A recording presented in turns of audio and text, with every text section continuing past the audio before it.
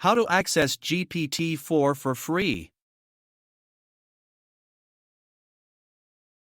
You can access GPT-4 for free on your mobile phones on Android, iOS, and also on your PC. Microsoft integrated GPT-4 on Bing app and it's called Copilot. Here's how you can get started. If you're using an Android device, head to the Play Store. For iOS users, navigate to the App Store. 1. Search for Bing and install the app on your device.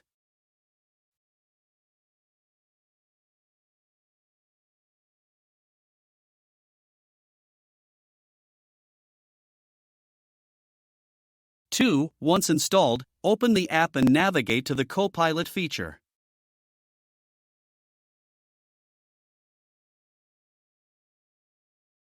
Continue.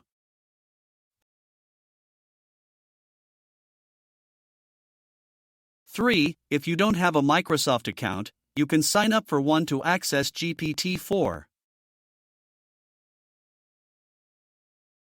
With GPT-4 now available through Copilot, you can not only engage in advanced conversations but also harness its ability to create images.